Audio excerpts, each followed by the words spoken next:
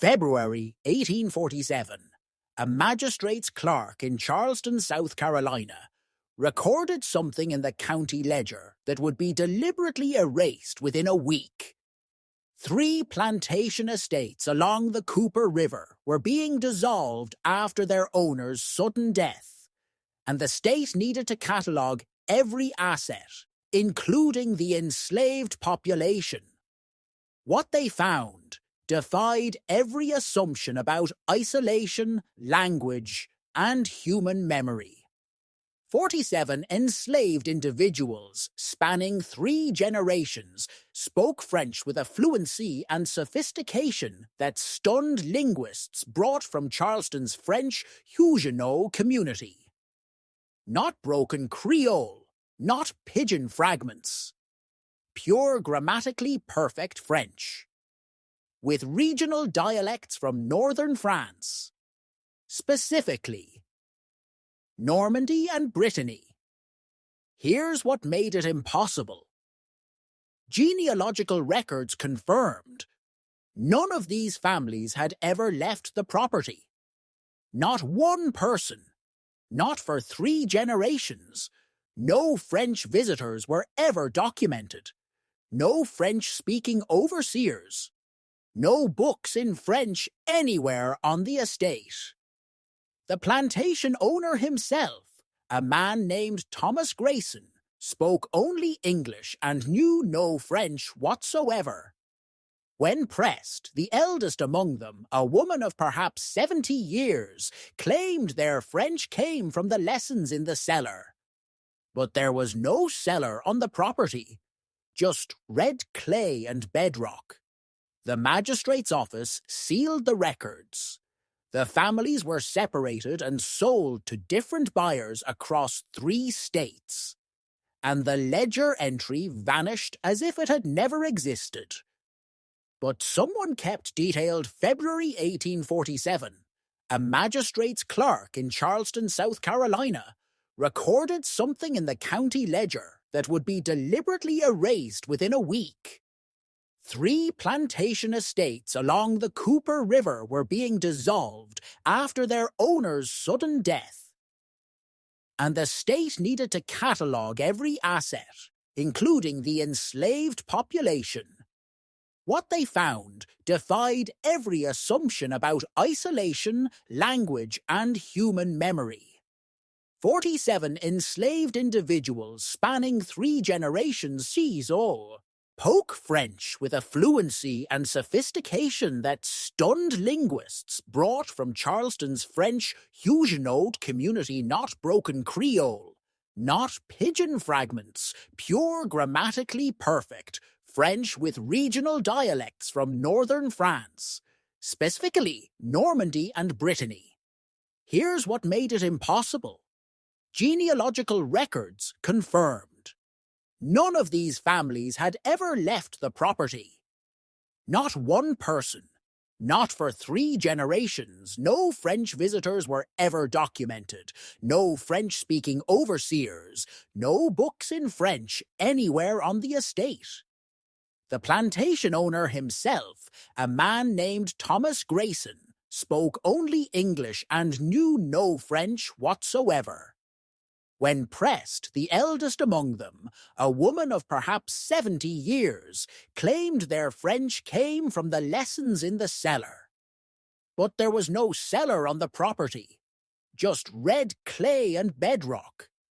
The magistrate's office sealed the records. The families were separated and sold to different buyers across 3 states.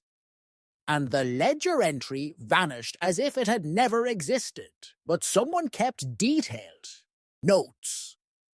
Hidden in Charleston's Historical Society archives is a leather journal that shouldn't be there, written in 2 languages, documenting what actually happened on Grayson's plantation in the decades before that impossible discovery. Before we continue with the story of Thomas Grayson's plantation and the mystery that authorities tried to bury, I want to invite you to join our community of truth seekers. Subscribe to this channel and hit that notification bell so you never miss stories like this. Real historical mysteries that challenge everything we thought we knew. And tell me in the comments, what state are you listening from right now? I love knowing where our community spans across this country. Now, let's uncover what really happened along the Cooper River. The discovery didn't truly begin in 1847. It began with a question someone asked 30 years earlier. Thomas Grayson purchased his plantation property in 1809, a 600-acre tract of prime rice-growing land along the Cooper River 15 mi north of Charleston proper. He was a third-generation South Carolinian, his grandfather having arrived from England in the 1730s. The Graysons were known as competent but unremarkable planters, neither particularly wealthy nor destitute. Maintaining a modest prosperity through rice and some timber. Thomas himself was a methodical man, a widower who kept detailed account books and ran his operations with strict routine, but without the legendary cruelty that marked some of his neighbors' estates. When Thomas purchased the property, it came with 42 enslaved individuals, families who had worked that land for decades under the previous owner, a Dutchman named Cornelius Vandermeer, who had died without heirs. Thomas knew little about Vandermeer, except that he had been reclusive, rarely visiting Charleston, and had operated the plantation with minimal staff and even fewer visitors. The property was isolated even by the standards of the time, accessible only by river or via a poorly maintained wagon road that turned to swamp in heavy rain. The enslaved community consisted of several family lines: the Baptists, the LaRue family, the Duchamp, and a few others whose names would eventually be anglicized in record books beyond recognition. They worked the rice fields, maintained the modest plantation house, and kept largely to themselves, as was their only option. Their quarters were a collection of small cabins along the northern edge of the property, simple structures of wood and clay, each housing a family unit. Among them was a woman named Marguerite, though plantation records listed her as Maggie, who served in the main house, and was already elderly when Thomas took possession of the property.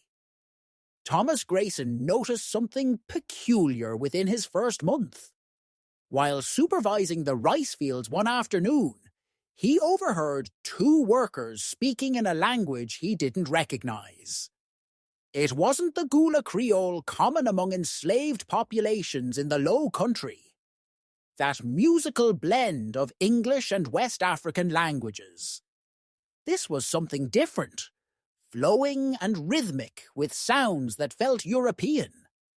When he questioned them, they immediately switched to English, their faces carefully neutral. He dismissed it, assuming it was some dialect he simply didn't know, but the moments accumulated.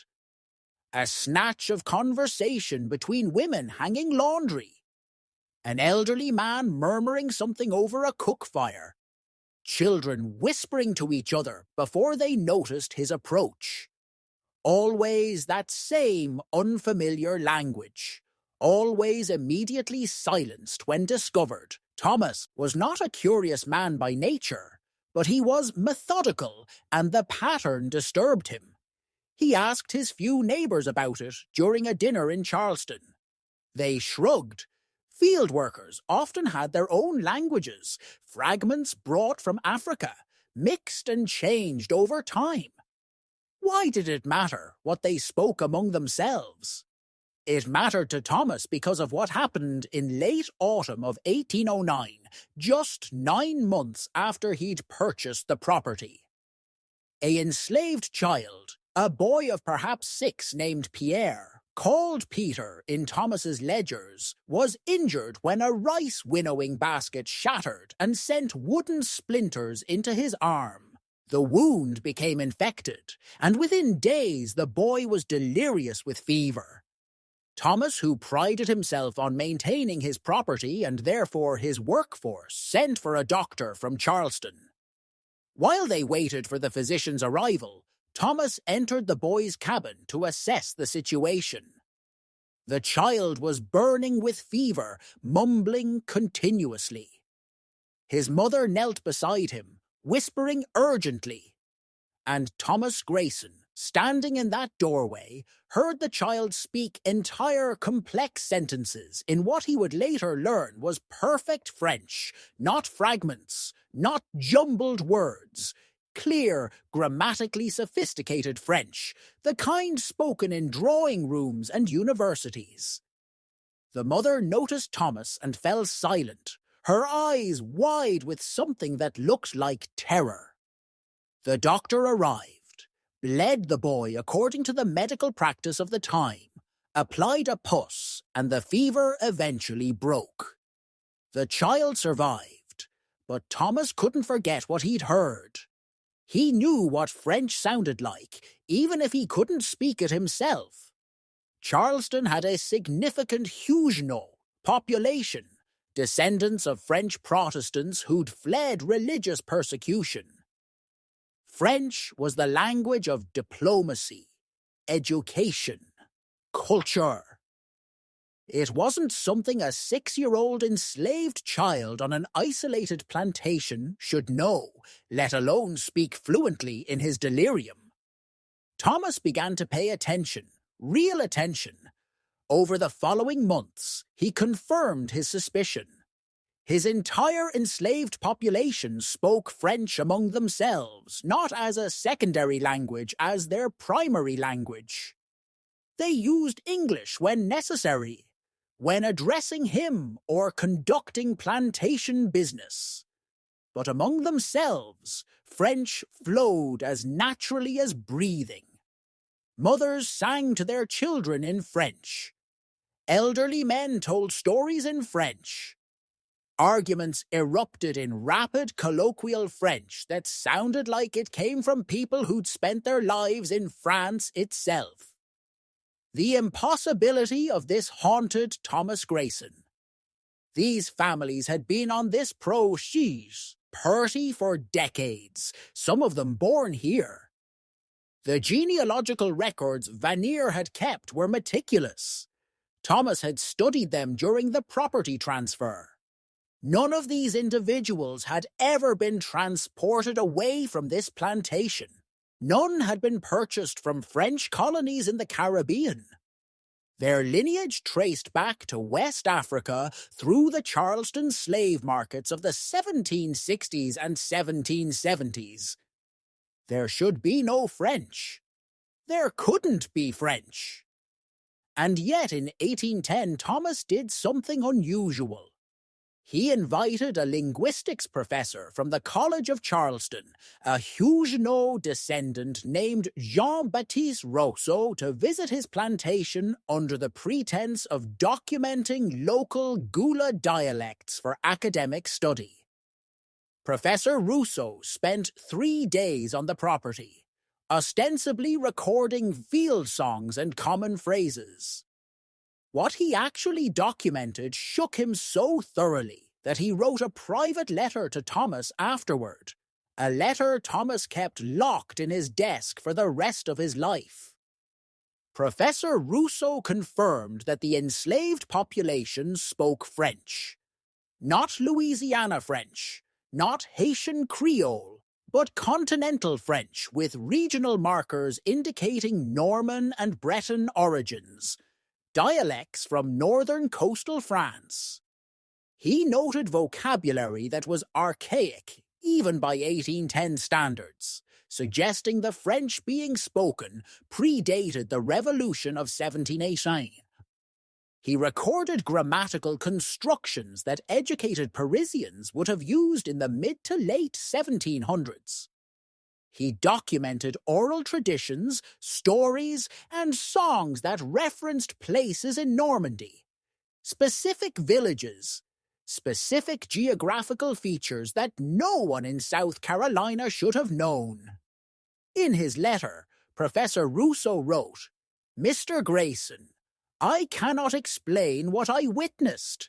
These individuals speak French as native speakers, not as students who learned it, not as speakers of a degraded dialect. They speak as though they grew up in France itself. Moreover, they possess cultural knowledge, songs, folk tales, regional expressions that could only be acquired through deep immersion in French rural culture." I asked the elder woman, the one called Maggie, where they learned their French. She told me they learned from le professeur du noir, the teachers in the darkness. When I pressed her for clarity, she became agitated and would say no more. "Mr. Grayson, I advise you to treat this matter with utmost discretion. What I encountered defies rational explanation, and in these times of unrest and superstition, such inexplicable circumstances could bring unwanted attention to your property." Thomas took that advice. He stopped asking questions, at least overtly. He never spoke of the matter to his neighbours again, but he listened. He watched, and slowly, over years, fragments of an explanation began to emerge, though he would never fully understand it. The key lay in the previous owner, Cornelius Vandermeer, and in something that had happened in the decades before Thomas ever purchased the property. What Thomas didn't know, what he couldn't have known, because Vandermeer's personal papers had been destroyed before the estate sale, was that something extraordinary had occurred on this plantation between 1782 and 1791.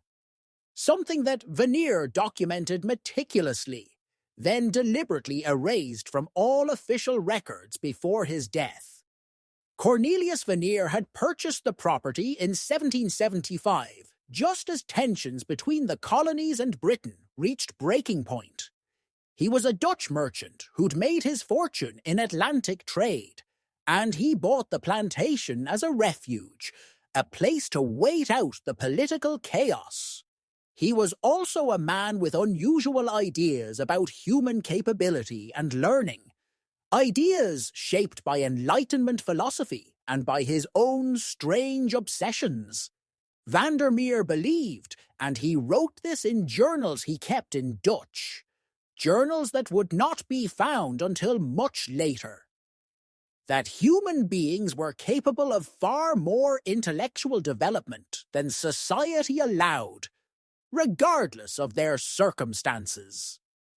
He'd been influenced by French philosophers, particularly Rousseau's ideas about natural human potential and the corruption of civilization. Vandermeer developed a theory that language and culture could be transmitted perfectly, like a candle lighting another candle if the conditions were precisely controlled.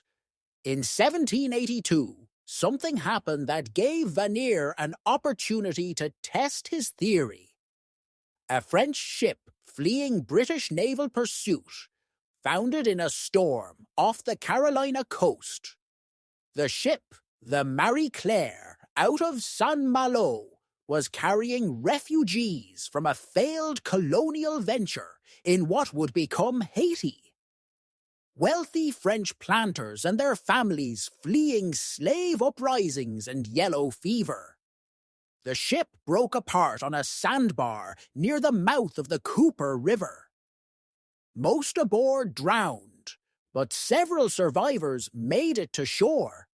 Among them was a man named Philippe Lauron, a school teacher from Dinan in Brittany, and his wife Cécile, a woman who taught at a girls' school in Saint-Malo.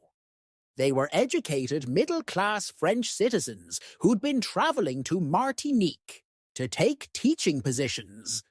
They'd lost everything in the shipwreck: documents, belongings, proof of identity. They were destitute, stranded, and in a precarious legal position as French citizens in a region still caught in revolutionary war. Cornelius Vandermeer found them on his property, exhausted and desperate, and made them an offer that they, given their circumstances, could hardly refuse. He would shelter them, provide them with resources, and eventually arrange for their passage back to Europe. In exchange, they would undertake an educational experiment that Vandermeer would design. The nature of that experiment would become clear soon enough. Vandermeer's enslaved population at that time consisted of several family groups, approximately 35 individuals, including children. His proposal was this: the Lawrence would teach this population French language and French culture, reading, writing, literature, history, music, manners, as though they were educating the children of French bourgeoisie. They would create a comprehensive curriculum. They would treat their students as capable minds. Van Deer wanted to see if enslaved individuals given rigorous education could achieve the same intellectual sophistication as any educated European. It was an experiment in human potential. And also, though Vandermeer never admitted this, an act of profound cruelty disguised as enlightenment. Philip and Cecil Lauron, trapped and dependent on Vanier's goodwill, agreed. Beginning in late 1782, they began teaching. Vanier constructed a building for this purpose. He called it the schoolhouse, though in later records it would be listed only as storage on the northern section of the property. Classes were held 6 days a week. Adults and children alike attended. The Lawrence taught reading and writing, mathematics, French history, geography of France, even Latin. They taught French songs and poems. They instructed in manners and social graces of French society. They created in effect a French village school in the South Carolina Low Country, hidden on a plantation that few outsiders ever visited. The Lawrence were skilled teachers, and they were teaching students with strong motivation. The enslaved population understood, perhaps better than Vanier realized, that education was a form of resistance, a preservation of self. They learned with intensity. Children who'd never held a book became fluent readers. Adults who'd known only fieldwork discussed philosophy. Within 3 years, Vanier's enslaved population spoke French as their primary language and possessed cultural knowledge that would have qualified them for educated society in France itself. But in 1785, something went wrong. Philippe Laurent fell ill with malaria. He died within a week. Cécile, devastated and now truly alone, continued teaching for several more months, but her grief made her increasingly unstable. She began speaking of the immorality of the year situation, of how they'd participated in something that propped up an evil system.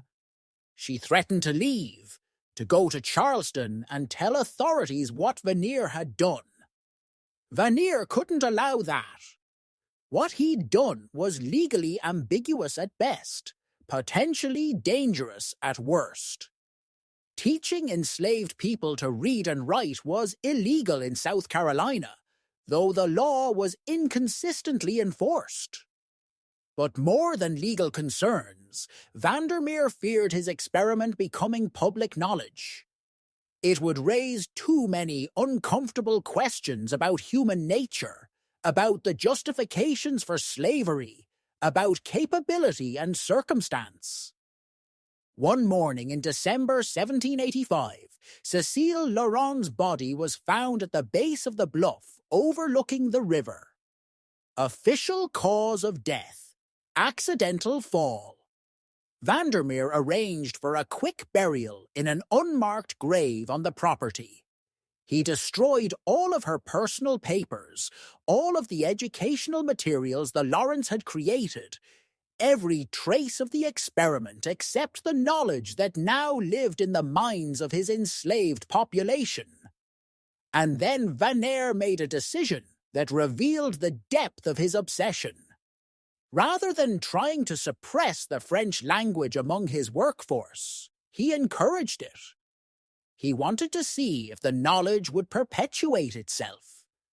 If the first generation of educated individuals would transmit their learning to the next generation with fidelity, he wanted to see if cultural transmission could occur perfectly in isolation. He documented everything in his private journals, noting vocabulary retention, grammatical accuracy, cultural practice preservation. He treated his enslaved population like specimens in an ongoing experiment, all while maintaining the outward appearance of a conventional plantation owner. The population cooperated not because they cared about Vanner's experiment, but because the French language had become theirs. It was their secret, their community bond, their act of cultural preservation. They taught their children French, not as Vanner's subjects, but as their own choice. They maintained the knowledge the Laurents had given them because it was valuable, because it was beautiful, because it was something that couldn't be taken from them as long as they held it in their minds and passed it to their children. This continued for 24 years. 3 generations learned perfect in isolation on a South Carolina plantation. And then, in 1809, Cornelius Vandermeer suffered a stroke. He died 3 days later, taking his secrets with him. Before his death, lucid enough to know what was coming, he burned his journals. He burned the Laurents' belongings, which he'd kept stored. He destroyed every physical trace of what had happened. All that remained was the knowledge itself, alive in the people he'd treated as his grand experiment. Thomas Grayson would never learn most of this history. He knew there had been an experiment. He knew the Laurents had existed. He found brief mentions in property records, references to French educators employed briefly in the 1780s, but he never understood the full scope of what Vandermeer had done. What Thomas did understand was that he now owned people who possessed dangerous knowledge. Literacy was problematic enough. French language and French culture suggested connection to revolutionary ideals, to hate, to concepts of liberty and equality that were explosive in their implications. For nearly 3 decades, Thomas maintained an uneasy equilibrium. He allowed the French to continue privately, never openly acknowledged it, and in exchange, his workforce remained orderly and productive. The families kept their secret. The children born on the plantation grew up speaking French as their first language, English as their second. They preserved stories and songs, maintained oral traditions, kept alive the memory of Philip and Cécile Laurent as mythical figures, benefactors who'd given them an incredible gift. Among the families, the Baptists emerged as the primary keepers of the tradition. The matriarch, the woman Thomas knew as Maggie, but who was called Marguerite within the community, had been a young woman when the Lawrence first arrived. She'd learned to read from C.C. Lauren herself. She'd memorized entire books. In her cabin, hidden beneath floorboards, she kept a small collection of items she'd saved. Hidden beneath Marguerite's floorboards was a small wooden box, no larger than a bread loaf, wrapped in oilcloth, darkened by decades of humidity. Thomas Grayson never saw it, but others did. Within the community, the box was spoken of in whispers as la boîte de mémoire, the box of memory. Inside were objects that no overseer would ever think to look for: a child's slate etched with French letters, a broken quill, scraps of paper bearing copied verses of Racan and La Fontaine, and one intact book. A thin, leather-bound volume, its pages yellowed and fragile, titled simply Lectures Morales pour la Jeunesse, Moral Readings for Youth, printed in Rouen in 1768. The book had been Philippe Laurent's. Each night, after the fields had emptied and the lamps in the main house dimmed, Marguerite would take the book out and read aloud to the children gathered in her cabin. She never raised her voice. The walls were thin, the risks enormous. But the words mattered more than fear. They always had. She did not read as a slave reading forbidden text. She read as a teacher continuing a lineage. And the children listened not as property, but as students. What made the preservation extraordinary was not merely the language, but the discipline. The French spoken on Grayson's plantation did not drift, did not decay. Idioms remained intact, pronunciations held, Breton inflections survived where even France itself would soon lose them to standardization. The elders corrected the young relentlessly, lovingly. A misplaced verb tense earned a sharp tap on the knuckles. An anglicized vowel was met with disapproval. Language, they believed, was not just speech. It was structure, order, proof of mind. They had learned that from Philippe and Cécile Laurent.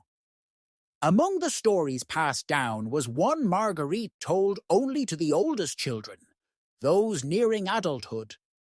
It was the story of La Dernière Leçon, the final lesson. Cécile Laurent, sensing her end long before it came, had gathered the community one evening in the schoolhouse. She told them that knowledge was not freedom, but it was dangerous, and that danger could be power. She warned them that what they carried would frighten the world if discovered, that educated slaves did not fit the stories white men told themselves to sleep at night. You must decide, Cécile had said, according to Marguerite's retelling, whether this knowledge belongs to your masters or to your children. They chose their children. By the time Thomas Grayson took ownership in 1809, the experiment was complete. Vandermeer's hypothesis had been answered with devastating clarity. Culture could be transmitted perfectly. Civilization could survive captivity. And intelligence did not belong to race, only to opportunity. Thomas never articulated this truth, but he felt its weight. He noticed how disputes among the enslaved were settled quietly, with discussion rather than violence. He noticed how children learned faster than expected, how instructions were remembered precisely, how field songs carried complex structures, coded meanings layered beneath melodies. He noticed, too, something that unsettled him deeply. When they spoke French, They spoke as equals. There were no honorifics reserved for whites, no linguistic markers of submission. It was a language without chains, and Thomas Grayson, practical man that he was, understood that this could not be allowed to spread. When rumors began circulating in Charleston in the 1830s, whispers of uprisings, of literate enslaved people passing messages, of abolitionist pamphlets, Thomas tightened control. Night gatherings were discouraged. Cabins were searched more frequently. English was enforced during work hours. Still, the French endured, retreating further into secrecy. It was during this period that the lessons in the cellar legend began. There was no cellar, but the phrase served its purpose, a misdirection. A myth that explained nothing and invited no further inquiry. If questioned, the elders spoke of shadows, of teachers long dead, of voices from below the earth. White listeners dismissed it as superstition, the harmless fantasy of an uneducated class. The truth was far more threatening. When Thomas Grayson died suddenly in early 1847, his estate entered probate under South Carolina law. That is when the magistrate's clerk made his entry, and that is when the secret finally collided with bureaucracy. The linguists were not summoned out of curiosity. They were summoned because officials feared rebellion. What they found terrified them. Here were enslaved people who could read French political philosophy, who sang pre-revolutionary songs about kings falling, who knew that equality was not a rumor, but a documented idea. Knowledge like that, officials believed, was contagious.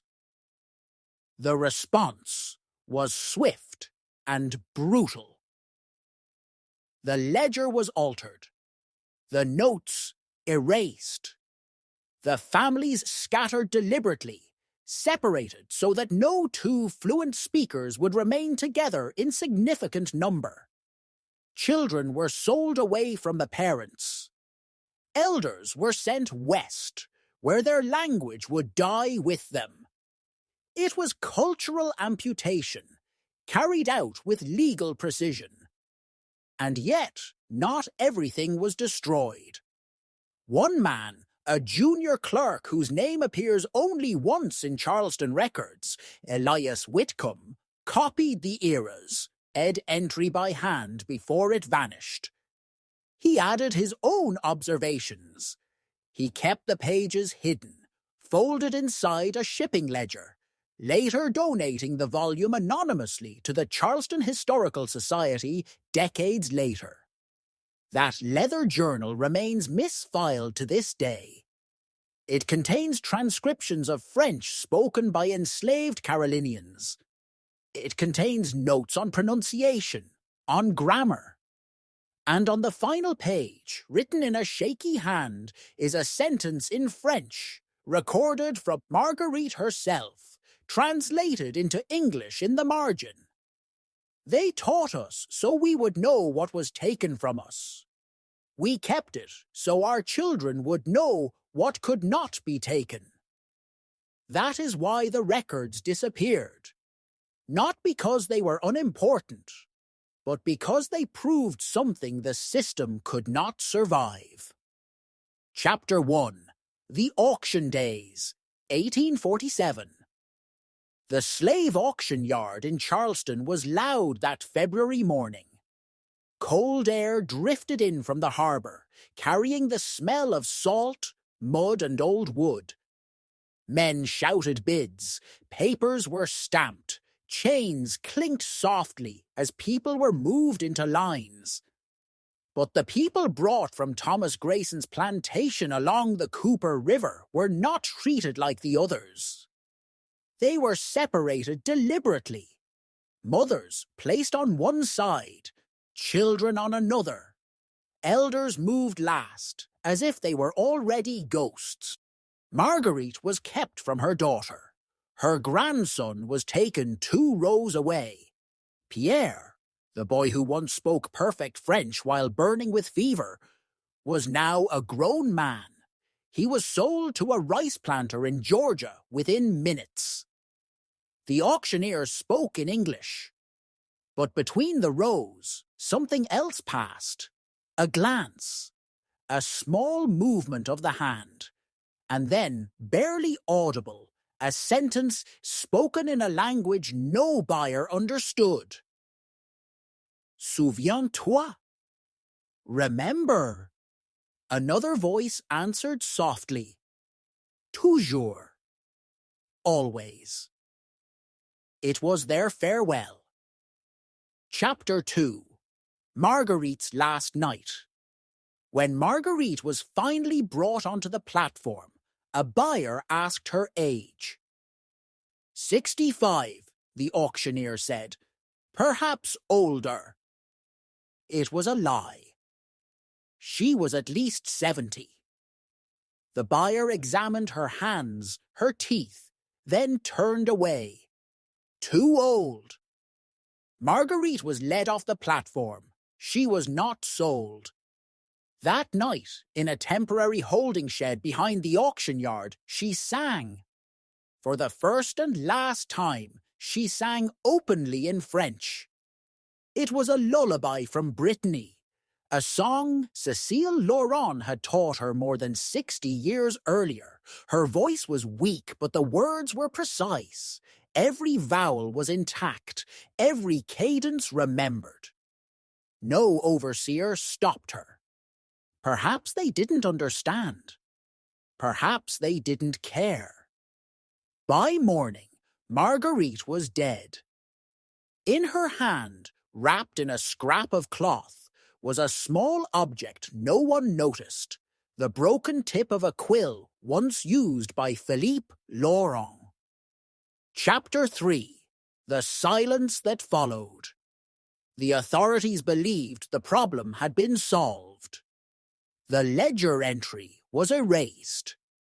The families were scattered across 3 states. The language they assumed would die. But knowledge does not disappear that easily. In Georgia, a woman whispered French stories to her child at night. In Alabama, an old man died reciting Latin phrases no one recognized. In the bayous of Louisiana, a strange accent began appearing in isolated French-speaking communities. Too precise, too old, not quite Creole. The language weakened. It fractured. But it did not vanish. Because language is not just sound, it is memory. And memory cannot be chained. Chapter 4. The Journal That Shouldn't Exist. In the basement of the Charleston Historical Society, there is a leather-bound journal filed under the wrong catalogue number. Most researchers never open it. Inside are copied court records that no longer officially exist. Linguistic notes written in a careful, frightened hand. Transcriptions of French spoken by enslaved Carolinians. Grammatically perfect. Regionally specific. Impossible. The journal was kept by a junior clerk named Elias Whitcomb. He copied the ledger entry before it vanished. He wrote down what the linguists said. He wrote down what Marguerite said. On the final page, there is a sentence in French, translated into English in the margin. They taught us so we would know what was taken from us. We kept it so our children would know what could not be taken. That sentence explains everything. Chapter 5. Why the records were destroyed, the story was buried not because it was trivial. It was buried because it proved something dangerous. It proved that education, given under the harshest conditions, could flourish. That culture could survive captivity.